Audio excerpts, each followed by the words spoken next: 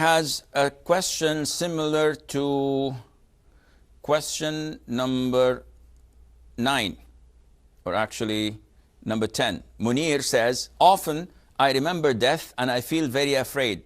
I dream that I have died and I wake up very scared. Now, the fear is a human characteristic. Every single person has to be afraid. You have to fear. So, no, I'm a Muslim, I trust Allah, I depend on Allah, and I rely on Allah. Once you see a cobra or a lion charging at you, let's see your dependence on Allah Azza wa Jal. Definitely we all depend on Allah, but there is natural fear that has nothing to do with shirk or associating others with Allah.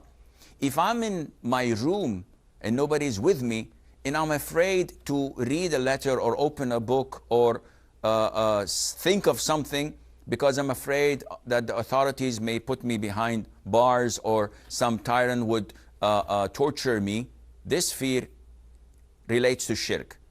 Because I'm fearing someone who does not have the ability to judge my feelings. Yet my fear is far greater than the fear of Allah Azza wa Jal.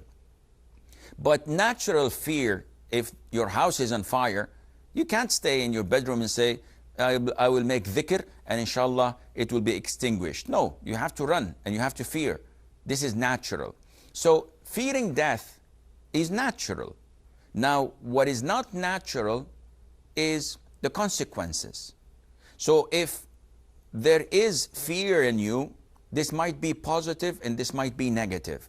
If it drives you to stay away from sins, if it drives you to pray on time in the masjid, to fast Ramadan, to offer voluntary deeds and forms of worship, fearing Allah, loving what He has, Azza wa Jal, hoping for paradise, then this is a positive fear, because it prevents you from doing what angers Allah Azza wa Jal.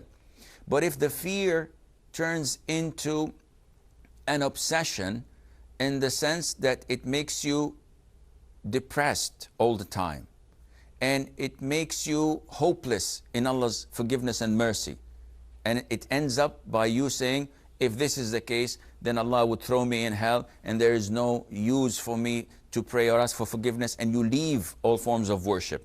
This is negative fear, and it is haram for you to do this thing. Now, going back to Hajjah's question, it's the same thing. Fearing the punishment of the grave, this happens to all of us. We have to fear the punishment of the grave, and this is why we do not backbite, we do not take people's chit-chatting to others where they are harmed by it when they hear it. We do not do things that qualify people to be punished in the grave. So what to do? If you have something that you fear and you want a dua, a supplication, there is one great surah that the Prophet told us, ﷺ, that whoever recites it when going to bed, it is composed of 30 ayah. If you recite it every night when you go to bed, Allah Azza wa Jal will exempt you from the punishment or the torment of the grave. And that is Surah Al-Mulk.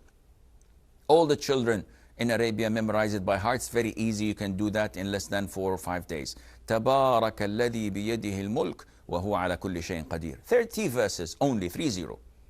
Also, in every salat, before we conclude the salah, we say the supplication which the Prophet ﷺ ordered us to recite before salam.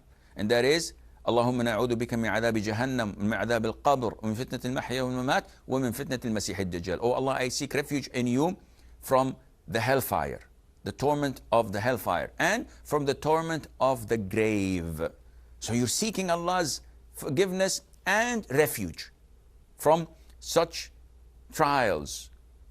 And whenever you seek refuge in Allah Azza wa Jal, Allah will give you what you seek. So if you do these two things, inshallah, you have nothing to fear.